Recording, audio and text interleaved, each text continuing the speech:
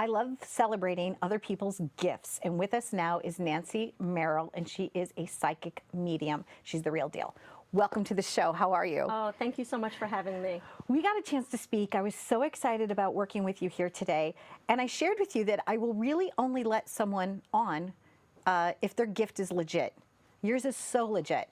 So what I'm about to tell you, you might already know, but do you remember the other day when we were on the phone and you said to me about the birthdays, you said to me about the roses, and you said to me something about 23. And I said to you, oh, it must be 23 and me because I've been researching my genealogy and everything. No. That night I went to dinner, and I'm sitting at dinner with my daughter Elise, her boyfriend Matthew, my best friend Gina. Sitting at dinner, and I always thought Gina's birthday was August the 8th. As we're dining, she says, oh, your mom always celebrates my birthday early. When is it really, Gina? Elise asks. The 23rd. Not only was her birthday the 23rd, Nancy, but Matthew's birthday, her boyfriend, the 23rd.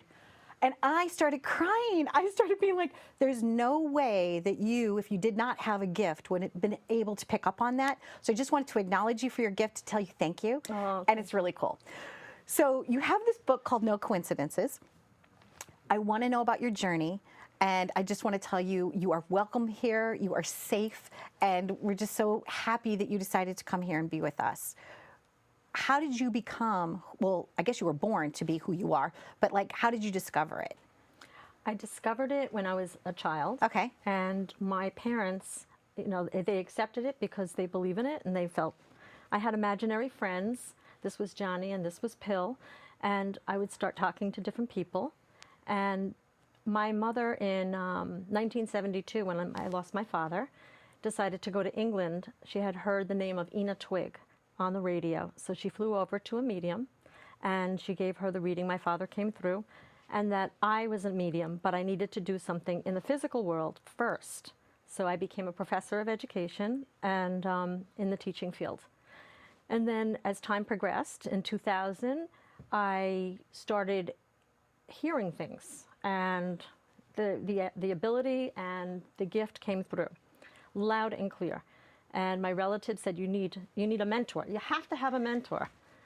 So I went to Glenn Dove, who they pushed me to see, and I went into Glenn Dove, and lo and behold, he said, you don't need me. I said, excuse me? He said, you don't need me. For 22 years, you've been doing this. I said, wait, I'm a professor of education. No, I can't do this.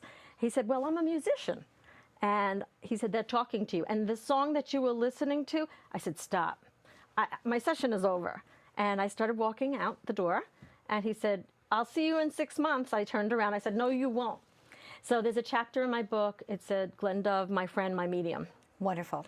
So now, no coincidences, because that's what happens for you. You kept thinking that things were lining up a certain way and that, oh, it's just a coincidence. And then you're like, it's more than that. Tell us about your book. Why did you decide to write the book? I decided to write the book because I know that in the UK, there are so many studies that are out. And they've done, like the Melometer, they've done so many different things to find out about life after, and experiences with anesthesiology where people come out of their bodies. And I began to feel people speaking to me. So I knew I wasn't crazy. But the people around me, they were like, okay, sure, that's okay, Nancy, let it go. But I couldn't let it go because these things were actually happening. And I was able to validate specific things, solve crimes, which was not my favorite thing, but actually go into that. And I found that giving readings with people, I do not remember what I say. Okay. So I trance, and I usually feel on a lower level that if somebody's lost a child, it's on a lower level. The middle level is somebody of their own age, and the above level is a grandparent or somebody older. Okay. So names come out, not the initials of names. Okay. The whole entire name. Sometimes the last name, sometimes animals' names. It's specific with numbers, personalities, dates. So I go into this trance and I tell everybody, do not bolt out of the room. Yeah, whatever you do, don't bolt out of the room. Don't be afraid of me, right? Because you don't want to scare people away from you. Absolutely not. You still want to have friends. So when my daughters were younger, we would be in the supermarket and they'd say, Nancy. And both of the girls would go, "Oh my God, this not again." But as they grew up, my older daughter Heather, who's here in the audience, began to have experiences of her own, and it goes through genetics. And it is a gift. I think it's a gift like anything else. Some people can snow ski well. Yes. Some people do different things. Our brain is so large, and they say that we're only using a certain portion of it. So then, might as well use the other portions of it. If those portions wake up, why not celebrate those? I've gotten more comfortable over the years. As I shared with you, when I was 12, I dreamt about somebody that had crossed over, had no way of knowing, my cousin John. And through the years, I play a game with myself. I think it's kind of funny. I don't use it to win the lottery. I don't use the gift for anything, but it's enjoyable, right? So I feel like, although just like you, it's not something I want to do full time, it's fun to intuit things. It's like an extra, almost like a GPS, if you will, sometimes. It's like I need a parking spot. Okay, manifest that parking spot. Or certain things will come to me. Everybody's gift's different. I've never met anybody that has the same gift that you do when you say you go into the trance and you actually can provide I guess a conduit, if you will, for spirit. Yes. Tell me the first time that really happened for you with a stranger, where you knew you were smacked right on. It was the year 2000, after my uncle, who was like a father to me, passed away. And it was incredible. I was in the kitchen, and they seemed to like to gravitate the other side around me in the kitchen, where the people in the physical kind of like run from the kitchen, as a whole. Yeah. And they were there, and they started talking to me about an Uncle Harry. I said, "Who's Uncle Harry? I don't have an Uncle Harry." And I called my mother, and she said, "Oh, you do." These were personal, specific things. And I said, "Continue to wear the ring that you're wearing that Grandma gave you." And she came over, and she was crying. So what transpired was that these things were actually happening with my relatives. These things were actually happening. Names and dates are right on. But when I do come out of a trance, it's amazing, because it's not that I'm losing my mind. I just don't remember what I've said. Okay. Like a baby that's born, for the first 3 minutes, they remember that, and then after that it disappears. Gotcha. So I'll remember the person, but I will not remember what I say to them. It's like a glass of water. Once you drink the glass of water, you may, you don't remember the specifics of the water, but you just feel refreshed. Exactly. I love that. Where are you going next? We talked about this too. I really see you having your own show, your own television show, because I feel like if you're born with a gift, it needs to be celebrated in a big kind of way. So is that something that you're open to? Absolutely. Absolutely. I would love it. I really, really would love it. I'm very open to that. I think it would be fantastic for other people to really realize that there aren't any coincidences. Things happen for a reason. There is energy. And I do clinical hypnosis, and I kind of integrate that into it when I hear my clients, whatever they're discussing or whatever their topic entails, really speak about specific things. And I think it needs to be out there. Just because you can't see something, my quote, it doesn't mean that it doesn't exist.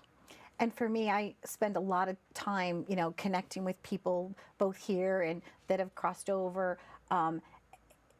And I've just accepted it now. Before I would be afraid to be as open and as honest as I am about it. But I feel like it helps people. It brings a healing to people. And death is no longer, I'm not afraid of that anymore. I used to be so afraid of death. So I would be like, oh, maybe I won't do that, or I won't try this, or I won't try that. Much more adventurous now. Because I figured, okay, well, while I'm here, I'm going to live every day to the fullest. It's still the unknown. Right. People still say, oh my gosh, what's on the other side? But as a whole, it really gives them closure. And I've done a couple of readings, one of which was 9/11, one of which was pretty intense. I don't think any news reporter could ever see what I saw, what transpired. Let's talk about that too, because it's my show, it's my candy store, and I don't care. Just let the segment flow. So go ahead, share that with us. I had a client that came through, and a client that came to visit me, and another spirit that came through. And they came through right away, loud and clear, telling me what floor they were on, specifically what transpired, what they felt, how they felt, and what they had to say.